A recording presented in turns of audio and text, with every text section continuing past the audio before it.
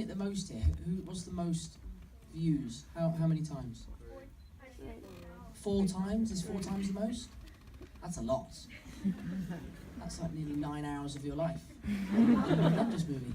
But no, like I said before, it's a movie that has, as you can see by the credits as well, has employed thousands of people, and thousands of hours have gone into making this one of the biggest films of all time, and we're all very proud of it at Marvel, and yeah, I'd love to hear what you think, so please ask away. Just shoot your hand up and I'll, in the middle. I feel like this one, Thanos had like a really big storyline, and I don't feel Marvel have done that for any of their villains. I say air quotes, but he is a villain. Right. So I'm just wondering how you feel about that. Do you feel like this was great timing for Marvel to do that with their films, to introduce more of a storyline for the bad guy? Yeah, I definitely think that was a decision made, because superhero films are often about the superheroes and very rarely about the villains. And because there's so many superheroes in this film, it's quite difficult to give everyone their own arc throughout the story. So by focusing on the villain, you get to learn about a new character while also having essentially just a group of extras. It's amazing. I mean, Marvel have basically got Robert Downey Jr. as an extra in this movie, which has never been done before. So it just means that they get to explore a new character and also reason with him. I know what he's trying to do is absolutely barbaric and crazy, but because he has such a strong way of convincing people, you kind of, I don't want to say see where he's coming from because it's terrible, but you sort of understand him. You kind of sympathise a little bit with him sometimes, I feel. Yeah, the scene where, yeah, you've all seen the film, of course. He kills Gamora, for me, is really emotional. Really, really emotional. And Josh Brolin, working with him was so much fun. Firstly, because it's just weird working with someone who has a pole coming out the back of his head with a picture of Thanos 3 feet above him. And then you have to learn, because you spend your whole life learning when someone's talking to you, you look them in the eye and you have a conversation. And now all of a sudden you have to abandon that and look at a cardboard cutout of a purple monster and try and ignore Josh Brolin's incredibly scary voice. Yeah, so that was definitely something to get used to. Thank you. Are there any characters from the Spider-Man universe that you want to see appear in future films? A villain or side? I can't. I'm under strict instruction to not even dive into that conversation right now. Sorry. How about that? People, yes, it is true, but if you think about it, all I said was, I don't want to go, I don't want to go, I don't want to go, 3 times, so it wasn't that amazing. But it's working with someone like Downey, he is the king of improvising. One of my improvised lines in the film is when Downey's like, we're here without backup, and I go, I'm backup, and I thought that was a great line, and threw it in, and then Downey immediately came back with an even funnier line. So it's like, for me, I feel like I'm playing tennis with Djokovic. And then when you've got Benedict and Robert working together, I feel like a ball boy to Federer and Djokovic.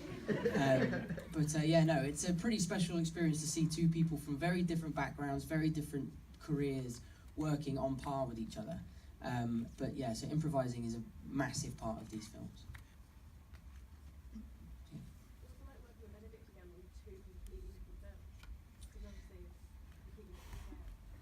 Yeah, that was funny because we were actually shooting 2 films at the same time. So I would be shooting 2 days in London with Benedict, and then I would fly out to Atlanta and shoot 2 days in Atlanta with fake Benedict, who was just another man with dots on his face, who eventually became Benedict. And it was really strange playing Thomas Edison's assistant in America and then playing sort of like Doctor Strange's new friend in space. It was quite hard to get my head around who I was. But yeah, so that it was. I love Benedict. Benedict and I have been good friends now for a couple of years, and he's great. He's a great guy to work with. Is Spider-Man trapped in the Soul Stone? Next question. I don't know the answer to that question. I honestly have no idea. After I saw the film, that was the first time I'd seen it, knew anything about it. While making this film, I didn't even read a script, I had no idea what the film was about. So I was pestering Kevin Feige for answers, and he wouldn't tell me anything. For reasons like this, because I do Q&As and then I give away everything. How about over here? If you could switch Spider-Man with one of the characters that survived, who would you switch with? Now that's a dark question. Who would I switch Spider-Man with? Yeah. Again, next question. I don't know. It's quite hard to... Who's still here? Who didn't die? No, I'd have to think about that one. Let me come back to you on that one. Here in the middle. Yeah.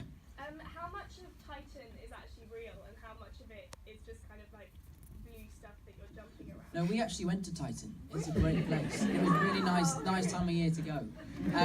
No, it was amazing. They built a set on 2 different stages, and it was the hardest set I've ever had to work on because there's rocks everywhere, there's debris, there's broken spaceships, and I remember Benedict Cumberbatch walking on set for the first time in his cape, and he got it stuck on a rock and just tumbled like you can't believe. The amount of crew and cast members that fell over on that set was insane. And because my suit is predominantly made out of Velcro, because it's a CGI suit, I would come home and just be covered in sand because all the sand would stick to me. But yeah, the majority of it was blue screen, which is sometimes so difficult. So like, imagine a moon is flying down from the sky, crashing everywhere. You're like, okay, just figure that out. But yeah, so it was a sort of combination of the two. How about you? What was one of your favourite moments of Chris Pratt? Because you said he was like one of the funniest sort of actors to work with. But what was one of your favourite sort of moments that you had? Or any other actor? I love working with Chris because, like Robert, Chris is also a master at sort of improvising, and I often wonder where he comes up with some of the stuff he comes out with. I mean, there's a scene that's actually not in the film, so I'm not going to talk about it because there's probably a laser on my head right now. But he just would make me laugh so much. Even the way he introduced himself when I first met him, it wasn't particularly funny, but I don't know what it was. It just made me laugh. So a lot of the times I sort of kept ruining all the takes. They're like, Tom, can you just shut up, please?